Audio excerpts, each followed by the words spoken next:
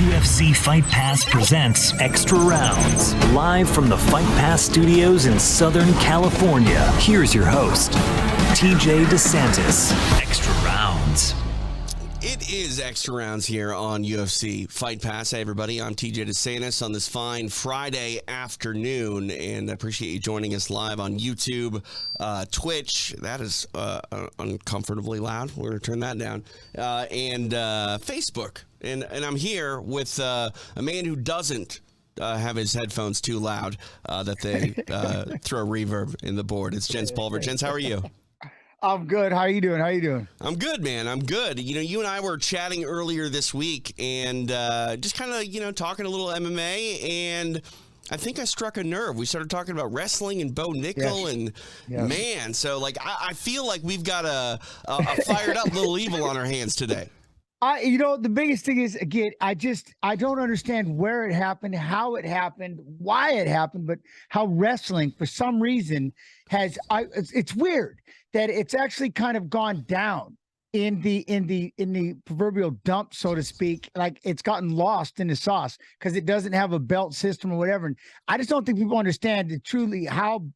Because it's not, we were talking about maybe it's not considered a martial art, right, or whatever. We don't have a belt system, but wrestling is so deadly. You know what I mean? Wrestling is so sick, but I guess it's not considered a combative sport maybe. And so that's the conversation you and I were having. Yet I think it's the single-handedly the number one style of fighting, point blank period. Without it, the rest of them, I mean, we can have this conversation all day. I mean, I like to talk to people and ask this question because when I think of the personalities that make up a mixed martial artist, I think there are three. I think there is a fighter, which would be like a Nick Diaz. There's an athlete, which would be like, let's say, a Tyron Woodley. And then let's throw the third one, which is a martial artist. We'll say a Damian Maia. Now, that doesn't mean that a Tyron Woodley, who I call the athlete, isn't a martial artist because, like you and I were talking about, I think wrestling is very much a martial art. When I talk to other people, though, Jens, I've heard them say, oh, no, it's kind of a base. And I'm like, well, then jiu-jitsu's a base. Then the whole sport is mixed martial bases. You know what I mean? It's not like I just don't know how you can say, because to me, if you don't have a good wrestling game, then you're never going to succeed at the highest level in MMA. So it's like, to me, it's the cornerstone of all the martial arts that make a mixed martial artist great. Well, see, the one thing that my outlook always was, we have distance, right? So we've got our striking, and then we have ground. We have our jiu-jitsu. But then you have the middle, the gap. That's wrestling. That is the gap. Judo it got into it a little bit, you know what I mean? Especially in Greco-Roman wrestling, where there is no touching the legs and it's all pummel, learning how to, that's more of the judo-ish style, but you have that middle. Right. And that's the biggest thing. And like I said, we just watched it happen with Yan Xiaonan and Mackenzie Dern. I cannot, and again, I'm not saying a negative. This is not negative towards Mackenzie because, wow, when she got a hold of even so much as a toenail, she was able to turn it into getting your back. And it was really, really, really impressive. How she was when it came to her jiu-jitsu. But all it took was Yan Xiaonan. She's been working a little bit with Uriah, a little bit of sprawl defense, a little bit of just flattening everything out and slowing things down, and she was able to negate her. So, Again, that middle game. It's like, how can you, like back in the day, I was the sprawl and brawl champ. That was my thing, sprawl and brawl. Zhao Hawk, 5-time world champion. If you can't take me down, at least with some sort of control, not going to happen. BJ Penn, world champion. But if I end up on top and you end up on your back every time and I can slow that down, doesn't matter. What I'm saying is that middle game that people always forget about, from dirty boxing down to the controlling the takedown, right? Controlling it so you land where you want to land. Now, don't get me wrong. If I land on my back, I'm in trouble. Right. BJ Penn gets on top of me, I'm in a world of trouble. You know what I mean? And the same thing you've seen with Yan. But that's that one thing. Wrestling has literally gotten lost in the idea that it's not a combative sport. People say, oh, he's just going to wrestle, hump you to death on the ground. Yeah, well, guess what? Because I can control you down there, get up. If you don't like it, get up. It's not that. I mean, get up. And let's not even talk about the conditioning side of what wrestling really has brought to the game. That anaerobic, that muscles, the lactic acid, the melting of the muscles, the constantly carrying each other. That's wrestling. Always has been. You know what I mean? Yeah. When I think about wrestling, and you were talking, sprawl and brawl, Mike Goldberg used to say this about Chuck Liddell all the time, and it was using wrestling in reverse. Yep. Chuck was a good wrestler, but it was to, keep him up on his feet and throw that overhand right. Well, that's what I did. I made my career doing the same thing, which was if you were really, really good at striking, I got to take you down because we were still a lot more one-dimensional-ish, right? I mean, you give Damian, well, okay, we can talk about it, like a Jose Aldo.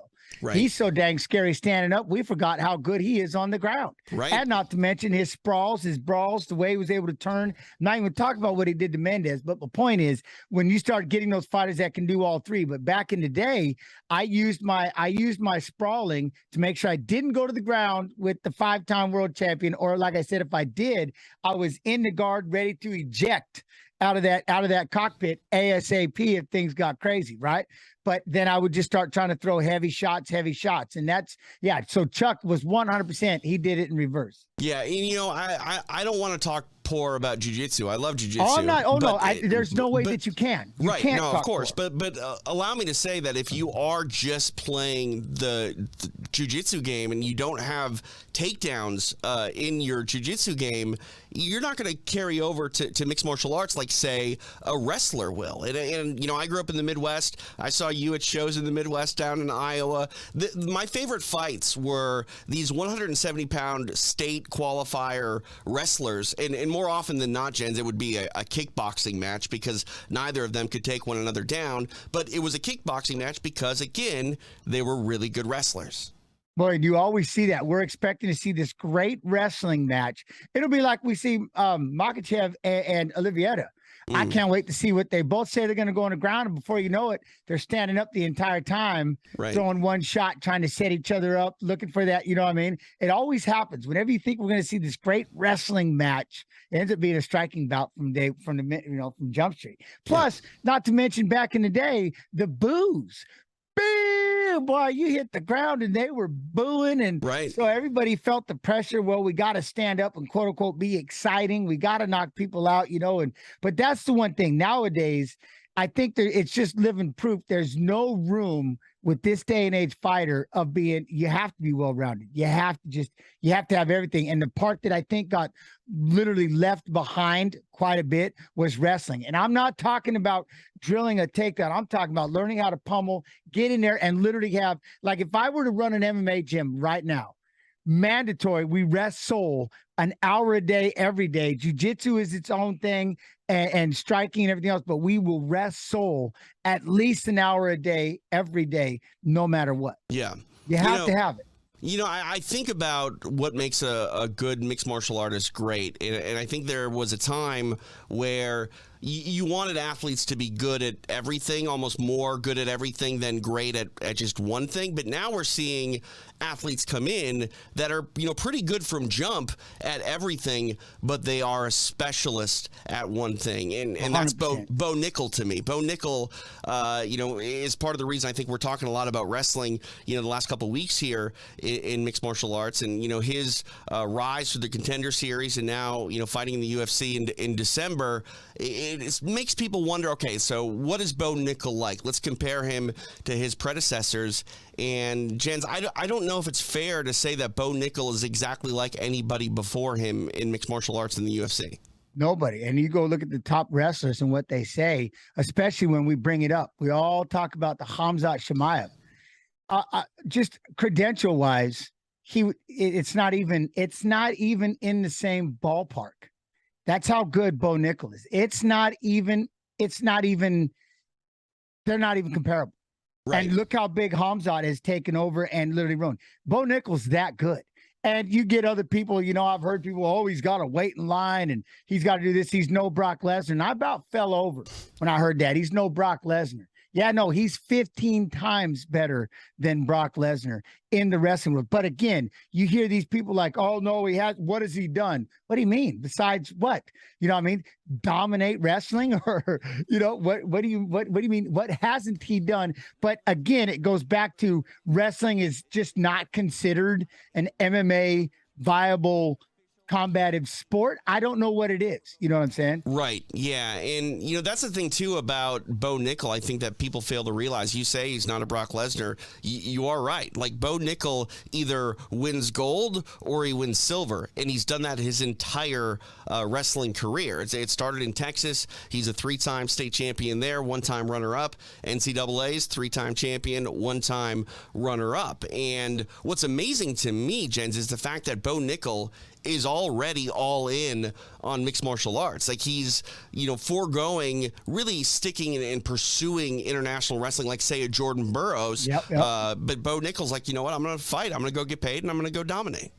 And I hope he goes out there and does the Cejudo. Like, I'm going to go out there. I'm going to win 2 belts. I want to do it in 5 fights. And I'm going to ride off into the sunset and watch everybody clamor at the idea of getting me back. It's one of those ordeals that he just kind of has, but that's what's so much fun about it. Like I said, the whole Dana White Contender Series was literally, whether it was meant to or not, was basically kind of built around him. Right. How do we do that? Not only do we want you to come back, we don't bring you the first time, but we're going to have you on the exact same season here in 8 weeks and do it again because I need to see something else. And that's kind of what he did. I get it. He did do one thing wrong, which is, and I don't even know if we can say that, but he was too one-dimensional. As dominant as it was his first, the Dana White Contender Series, I would have to say too one-dimensional. You kind of have to, you got to go out there and just be a little extra. And when he went out there and he got that triangle choke and the way that he switched it up, reversed it and everything, that was all the extra they were looking for, Right. Yeah. Frankie, our producer, is monitoring some chat on YouTube, and a guy on YouTube says that Bo is not a fighter and that he's going to get embarrassed when he takes an elbow to the face and starts to bleed for the first time. I don't know if that's the right sort of take because we're talking about wrestlers, Jens, that, the old saying is they embrace the grind. They're willing to go through, hell because that's what wrestling season is like. I don't think it's fair to say that Bo Nickal's going to get hit once, see his own blood, and then, wilt. That's an impossibility. Now, can he get knocked out? Yes. Any of us. That's the beauty. Look at what he just did there. Right. But that's just the beauty of this sport. Anybody can get tapped. Anybody can get kneed, punched, kicked, whatever. But if you think that he is going to shy away from blood, and if you think that he's going to catch one punch and somehow just freak out and take off running the other direction, we definitely are looking at we're not looking at the same individual. And that's just not how wrestlers are, period.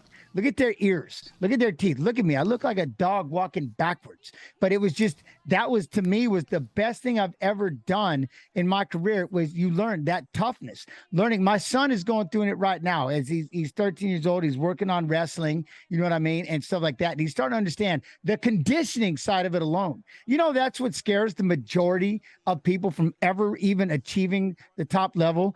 Skills can be adjusted. Conditioning, heart. Right. Heart and conditioning. So if you truly question Bo Nickal's heart and conditioning, I mean, I don't know what to tell you. You think he's going to take one elbow and just freak out? I think we're looking at the wrong person. Yeah, and I've heard a lot of comparisons to Ben Askren. And, he's a Hodge Trophy winner, very accomplished wrestler. But I think that a lot of people have a misconception of what Ben really was to MMA, because the better part of Ben Askren's career was not in the UFC. Yes, he got to the UFC. He got knocked out by Masvidal, and things started to sort of fall off there. But, I mean, he was in the twilight of his career by that point. Well, and that's it. But people don't understand the run, the dominance that kid was on long before that. You and I were talking about that, how it was almost lost in the sauce, in that aspect. Everybody forgot what he dominated, like straight dominated. But unfortunately, and this happens to everybody, all he's known for is the knee, and then, of course, the Jake Paul incident.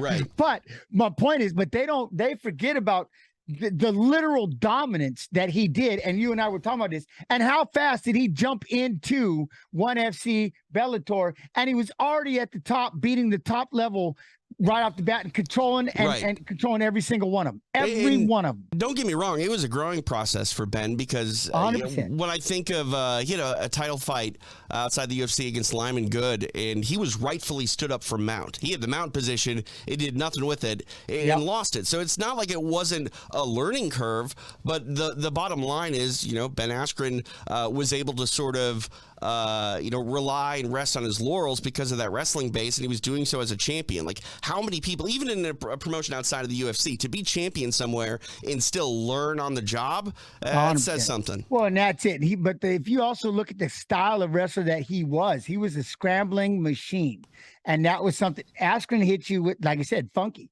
You know what I mean? Everything he did was off angles. He just would be off balance. And that's just something that he was really, really good at, and I think, again, people kind of forget, but at the same token, don't get me wrong, you look at somebody like a Brock Lesnar, who was a good wrestler collegiately, who is absolutely horrified of striking. I think at one point, like, Cain Velasquez scared him so bad. I'm not sure. My man turned and ran. I don't think he was ready. No. You know what I'm saying? No, he did what Tito did against Wanderlei Silva. I mean, just turned and ran. They didn't know it right, but it overwhelmed them. Yeah. And that's the one thing you do have to learn in this process is you have to learn at least enough striking where you're still comfortable and you're not flailing about like so panicked that you're taking yourself out of any kind of balanced position, if that makes sense. I'm not telling you have to become the next boxing superstar, but you have to be comfortable enough. And I'm not saying stand back there and play your game, you know what I mean, and stuff like that. But then you come after it, you have to be comfortable enough, right? So that you can still work on your setups, because what makes a great wrestler is getting a hold of you snap downs. Randy Couture was unbelievable at that dirty boxing, connecting the head, grabbing that bicep, being a backpack, and just going in and pummel, because he was a Greco-Roman machine, right? I learned a lot from that. And that's what I did back when I was winning the title stuff, getting that hand on the head and getting in there in that position. That's a great place to be, because that's where the wrestler is, in my opinion, that's when wrestling takes over. Once that distance is closed, you got a hold of that head and you've got a hold of a bicep and you're pummeling inside here. Don't go for a shot, but you're just controlling that area. That's wrestling. And then we hit the floor. Obviously, you got to worry about jiu-jitsu. And of course, in the air and the distance, we've got striking, but not enough attention is paid in that middle area. And that's what I'm saying. When people get comfortable and they learn how to fight in there, and again, be a backpack. Grab a back of someone's head and just hold on. This was ridiculous. Yeah. Looking now on the screen here, we've got some footage from the UFC Fight Pass Invitational. Learning how to be a catch wrestler, that is something different than what happened for most of us wrestlers. We had to start learning how to be jiu-jitsu practitioners. What I mean by that is going to our back is single-handedly the worst thing. It means you're about to get pinned. You're losing. The match is about to be over. Right. You know what I'm saying? But see it like right here. See how Bo is staying out in front? This is money. Sitting out there in that front headlock, spinning out to the sides. What Khabib and them like to do, grab that, AKA the Dagestani handcuff or far wrist control, and start ripping left hands, which is what Hamzat loves to do. All that is a spiral ride, grabbing near wrist or far wrist and ripping shots, stepping over that leg. But see, staying out there on that front headlock, that's a wrestler. And that's what we do. And that's, if you watch Bo, stay away from those legs. But to see, back in my day, I think we spent too much time, we have to learn this jiu-jitsu. So we all learned how to fight on our backs. Right. You know what I mean? Where if I had a wrestler now, I'm like, no, do this. Always circle towards the head. I can hear Matt Hume right now. Circle towards the head, circle towards the head. That's where you belong. Out there. Like, look at Bo making his way around, wants to get out there on that front headlock position, because that's where we belong. Right. No, 100%. And when I look at Bo, too, I think maybe some of this hate or criticism saying that he's going to, wilt when he sees his own blood, things like that, is sort of because of his attitude and his swagger. And I think that he has that. Some people will call it cockiness. I think there's a fine line between, cockiness and confidence. And that line is generally success. And Bo Nickal has had success, so he acts very confident. But that seems to rub mixed martial arts fans the wrong way, because it seems like they feel he's coming off entitled. Yeah, and the problem is, but that entitlement he worked for, that name he worked for, he carries him. You know what I mean? You have to have confidence. You're out there in a one-on-one combatives. You know what I mean? There's only you out there, and you're representing everybody. You have to be confident. If you're not confident, why? What? You know what I mean? That's and there, like you said, there is a fine line. But that's the one thing about being young, and I love it is you go out there and you have to have that. You have to have that belief. You have to believe in yourself because then otherwise, what happens? And I went through this as an older fighter when I started that losing streak. Hesitation and a lot of hesitation, and then I started watching. Then I started doubting. Then I started second guessing. And you're one. That's basically 1 foot out the cage, right? But when you get in here like this, and he knows what he's up against, and you know you have to have that belief. If you don't believe in yourself, who's going to believe in you? Period. Yeah. But, you know, this is what's amazing to me. We talk about that confidence, you know, on the mat here. Bo took a seat. Bo, the wrestler, goes, you know what? I'll play off my back in this format. And that is insane to me. But that's good because confidence, the ability to know in his scramble, but also wanting to learn. We have to learn. And, you know, like I said, you get thrown more into the deep end. I still remember doing that Abu Dhabi against Perampina. You know, he's the head grappling coach at Top Team. Yep. And I spent almost 3 minutes in that triangle choke, but I was giving the whirl and he kicked my hip out and I fell into a triangle. I was like, holy cow, this isn't, and I had to sit there and battle out of it, which was crazy. I'm like, all right, this ain't happening no more. Good luck trying to take me down from this point on. But you want to play, you want to understand it. You're trying to learn it, you know, but I'm just saying as a wrestler, it's just, you get so much heat. And like I said, everybody, you're wrestle humping them or whatever it is, especially when you stay out to the side, you're controlling side control. You're out and you get the back, you throw in one leg, you're grabbing wrist control. It's just, to me, I just love it. I love the idea of it. But that was the thing back in the day is we had to, you know, it's almost like I said, we had to work on just playing on our back because that's what it's like, this is what you have to do. This is how you combat jujitsu. You got to go against them in jujitsu. It's like, oh, I don't like this. Yeah. I don't like this at all, you know? Yeah.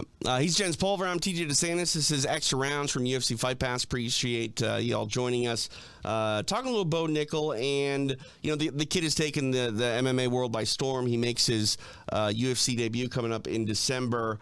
You know, you have to raise him properly. If you're the matchmakers, you can't just throw him in a top 5 fight. But some people are saying that maybe we should be throwing him in a top 10 fight. Do you think he's ready for top 10 competition right now, Jens?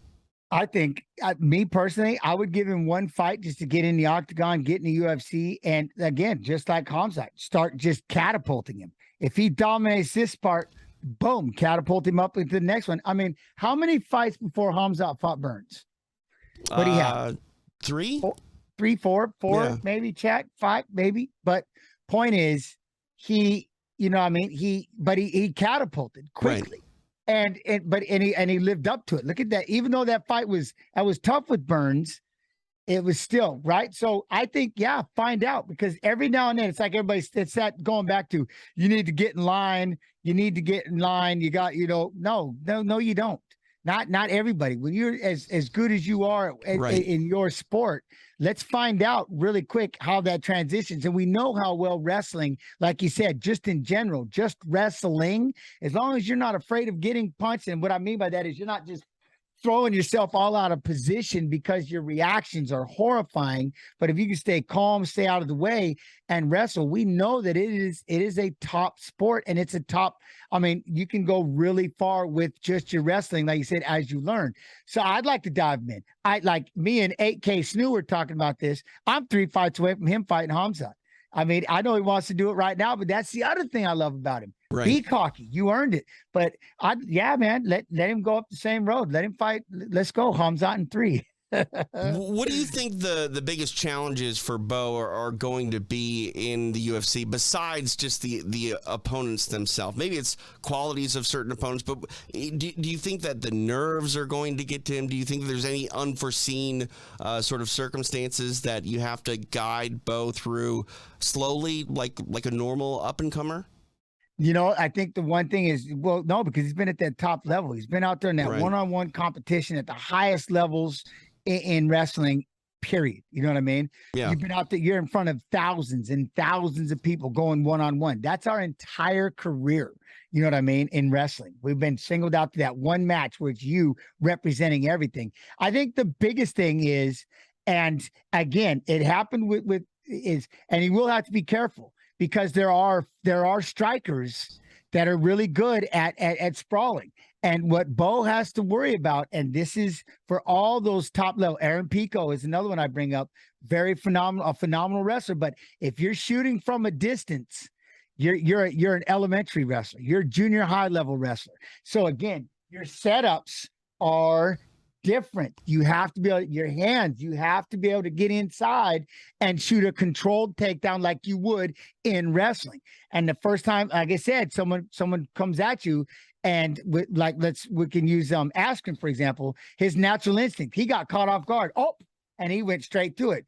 Masvidal, you couldn't draw a better way to really freak out a wrestler. It happened one time with Matt Hughes and Pele Landy. When Matt felt the fence, Pele knew it. And As soon as Matt felt the fence, he went straight to a shot, and Pele fired up a knee, boom, and caught him because he knew. And that's the wrestler. We're shooting from that distance, leading with their face. There's a guillotine waiting for you or a knee right up the middle. My point is, if you're shooting from a distance and it's out of fear, there's a mad difference. You know what I'm saying? And I think that's one thing he will have to, is these fighters, and especially Thai fighters and strikers, we know, blast the inside of that leg and send that thing flying. And guess what you can't do? You can't shoot a takedown. You have to push them up against the fence, and then there's your takedown. So you're going to have to start making those kind of changes. But that's the one thing. If you're afraid of getting hit and you're shooting from a distance, you're not that top level wrestler anymore. Does that make sense? No, 100%. I love that you brought up Pele and Matt Hughes. I spent like $50 on that DVD back in like 2003. That was a hard one to get.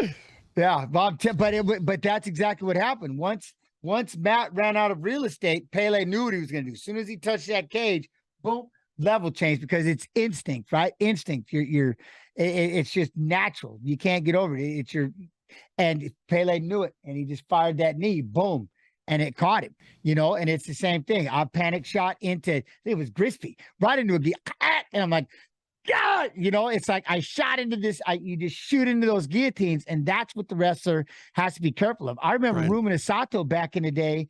Alan Freed, I think is his name, top level wrestler, and the same thing. He shot it on the leg, and my man jumped into a triangle and submitted it instantly. And that's, again, you got to be careful about those things, because that is what jiu-jitsu does have waiting for you, are little things that if you leave a limb, you're in trouble. Yeah, who was it? Dustin Hazlett in that wizard position, did that step over arm bar. Was it against Berkman, I think? I don't remember who it was against, but something sweet like that. And, just one little mistake in a transitional move can, spell the end of your night. When I look at Bo Nickal, again, Jamie Pickett in December, but you're talking about Hamzat and possibly 3 fights. What does it look like? Because Hamzat has been able to just maul people, just, get underhooks and carry them around the octagon. I don't expect him to be able to do that against Bo Nickal, but can Bo Nickal do that to Chimaev? See, and that's the thing. No, I don't think. And that's kind of, Hamzat knows exactly how to close the distance as a wrestler. And that's what makes him really scary. He closes the distance really well, overwhelming, he just chart, right? So there's a difference between panically, when you're like doing it, you're just taking this big, long shot, just as scared as you can. You're weaving through the minefield just to get in on the leg, and then you're completely flattened out, where Hamzat just runs at you like a F-150 and whoop, whoop, boom, and he has no fear. See, so that'll be, again, it'll boil down to that hesitation moment. How do you, like I said, you're out here, you start here. How do we close that distance? And that's what, how do you close that distance?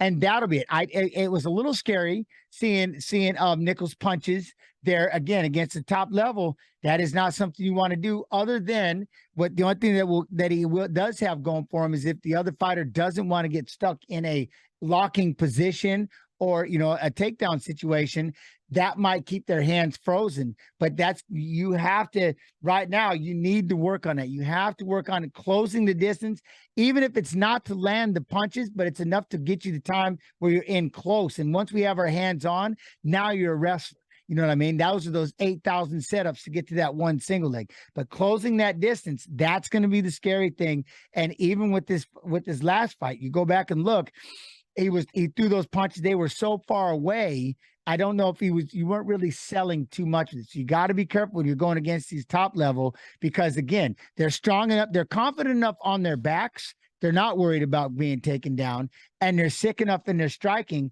that they're trying to they invite you in right now, and they'll pick you apart using the range. So you have to figure out closing the distance is everything, and Hamzat does it really well. So you're talking possibly Hamzat in 3 fights. What about That's 5 just me fights? having fun. What about 5 fights though? Can Bo Nickal become a UFC champion in 5 fights? Well, let's see. That would be, well, I don't know. I don't know if they would even. I don't know if they'd even allow it, would it? But how many fights did Lesnar have before he got his first title fight? Like he lost to Frank Mir, beat Frank Mir, beat Heath Herring, and then he was fought Couture. Yeah, right. And then he fought Couture. So, right. So I mean, the writing is on the wall, but it's there. But that's the thing, though. Brock Lesnar was a bigger fan draw, I guess you would call it, than Bo Nickal. I mean, I get that, but again, it is and it isn't. I mean, he was a bigger fan draw in the WWE aspect of it. Right. Yeah. But I just, again, Bo Nickal is, when it comes, there's a wrestling world sitting out there that are quietly focusing on their wrestling every day, but they're watching all of their wrestling heroes go out there and win UFC titles. It happened with me and Randy Couture. You know what I'm saying? And Matt, you seeing people like Matt Lindland and Hendo and stuff, people that I looked up to. Chael and I, around the same age, you know, wrestling, these were our coaches and stuff. And you see it, these are the ones we looked up to. And there's a lot of, the wrestling world is still, it's pretty massive. It's pretty big, but it goes under the radar because it's never, like I said, the part that's always driven me nuts because it doesn't have a belt system. The only belts we all have are gold. Right. Like I said, I got UFC golds and everything else. You know, I have golds everywhere. But the one thing is, it's not considered. It's lost in the sauce when it comes to a combative. Jiu-jitsu gyms are are off the charts. You know what I'm saying? But where's judo? Judo even has a belt system. Karate is getting up there. Wrestling seems to just almost fall backwards. I think it's because there's no finish in wrestling besides a pin, right? There's no, bones breaking. There's no choking. There's nothing like that. 100%. Well, there's choking. It's just you have to be discreet when you're doing it. Subtle chokes. They're looking at you as they're choking. Right. I'm choking. Right. Then pin yourself and you'll stop choking. You're all right. Yeah. But and like you and I were talking about, and maybe it's the flair of because there's no belts.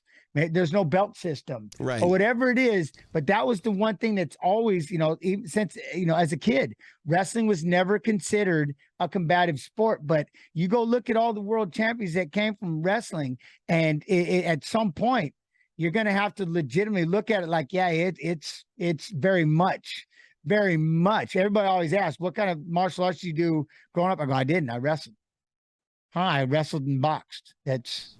But they're not considered martial arts. Because boxing, while it's striking, doesn't still have the same aura as a martial art. You know what I mean? And belt system, belts. And that I don't know what it is, but when it comes to the dying part of an MMA gym is wrestling, and I don't understand it. It's like people are trying to just do away with it. This is me being funny. They're trying to do away with it so they can just. We have the other 3 styles. We have our standing, we have our jiu-jitsu, and then we have whatever this is in the middle, but none of that wrestling because they're boring because they can just hold you down and keep you there. And none of us like that because we don't want to learn how to get up. You know what I mean? We don't want to learn. And that's what everybody says. It's a legit fact. They're just going to wrestle hump you. And they're just going to, boo when it comes to a takedown or something. They don't like.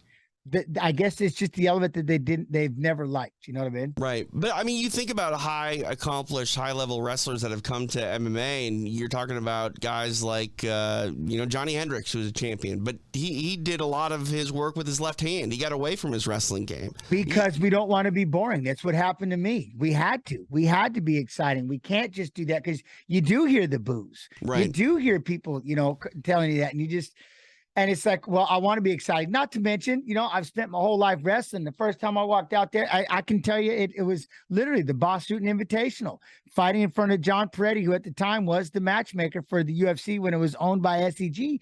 And they literally said, you have to show them that you're well-rounded. You have to show them your stand-up. And I'm like, but we didn't work on it. You know what I mean? It's not something I just literally showed. I just came from the Boise State wrestling room. Well, you got to punch. You got to show them that you can do it. So, okay, fine. And as soon as I fired that first punch, there was an addiction button. And I think it happened with a Woodley, and it happened with an Askren wanting to dive into boxing. We all love the idea of striking. We know striking is, of course it's beautiful. It's a new toy though for wrestlers, right? It's 100% a new toy, and it's a thing of beauty to kick somebody and be like, wait a minute, I could just punch you once and you fall down, and I don't have to do this 15-minute grind of, of this anaerobic, I don't like this, just outworking you. Or like I said, 2-minute rounds of wrestling, or, this constantly backpacking each other, trying to push, pull, leverage left and right. I can just go out there and hit you with a, that's it. Okay, I'm addicted. Yeah, no, 100%.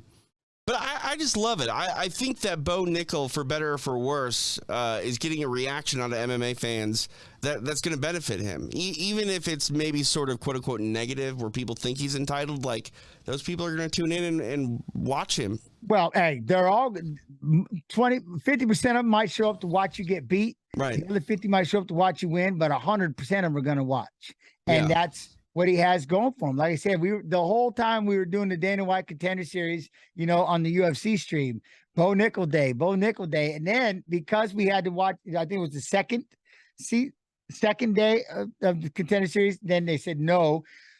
And then we brought him 8 weeks later. He came back again, and we were all excited. It's like they almost literally just built a Dana White Contender Series-ish around him because we all wanted to see what would happen, Right. And every now and then you'll run into an athlete that has done such a phenomenal job in their area that you bring them in and you just want to see what they do. CM Punk, another one. We want to see it because I love the idea that they're willing to cross over and they want to try it. But do they have to get in line and jump in line in the pecking order? No, they don't, because they have achieved something at their, in their field. That should give them a little bit of a catapult, in my opinion, at all times. Yeah, fighting, I think, at the end of the day, it is a meritocracy. You do get what you deserve, and you have to go out there and earn it. But there are shortcuts that can be taken when you're more established, from something else. And sometimes, it's pro wrestling. Other times, though, it's amateur wrestling. And that's the case with Bo Nickal. And what do you think about his schedule, though? Like his amount of fighting this year, 4 or 5 fights, something like that. Like he's not going to be able to keep up that sort of pace in the UFC. At least I wouldn't think he would. I hope he does. If you're just taking people down, like I said, Hamzat, I'll sit here and wait till next weekend. When you're going out there and you're wrestling and you're throwing people down, if the damage isn't there and you're trying to climb. Again, that's the one thing. If I could go back, well, I can't go back. I wouldn't want to go back in time because we didn't 6 shows a year. That's the only thing about in my career that if I could do now would be the amount. Like I said, Jeremy Horn was fighting in other shows and he was fighting every weekend. His legit 250 or 260 some odd fights. We were fighting every weekend in something else. And I want to fight every month, especially if you go out there and you're pretty much unscathed. You know what I mean? It's like, let's dive right back in. And Hamzat is the one that really grasped that. And I love it. It's like, I just picked somebody up, threw him down, submit him. I'll fight again next weekend. I'm going to stay right here and let's do it. Let's run it back. And again, if you don't have the bumps and the bruises, why not? In wrestling, we're wrestling every weekend. Amateur boxing, you're boxing every weekend. You know what I'm saying? You're used to doing this. You're used to wrestling, and not to mention 8 times in a day. You know what I mean? 8 matches in a day, depending on the tournament you're in and things like that, or in 2 days, it could be 4 each day or whatever. Those freestyle tournaments tend to get a lot crazier, and Greco tournaments and stuff. But you could wrestle, like you go for a full day. So you're used to firing right back at it. And let's do it again. And so I think as long as he's improving, if you're trying to get in there and jet set and speed into it, at least now is a good time to do it. 100%. Yeah. We've seen a little bit of Bo Nickal's game. I think there's still more to see. He's got some, weapons off of his back that we've seen a little bit in grappling form. He's got a very good left hand. What sort of style matchup, though, scares you for Bo? Like, let's throw some criticism here. Like, what do you see being his biggest sort of downfall based on what you've seen thus far? Well, if we do like an 85, Adesanya is horribly scary. Sure. Somebody that's very comfortable. Okay, here's how look at it. There's two ways of handling this. If somebody's out there striking again, blasting the inside of your legs and hitting you and just whipping shots by you that wow, ouch. These are gonna hurt, or something like that. They scare you. Now all of a sudden you're shooting in a reactionary. You're reacting to, I don't want to be out here no more. I don't like these kicks. I don't like these punches. Now it's panic wrestling. Right. And that's going to get you caught in a guillotine. That's going to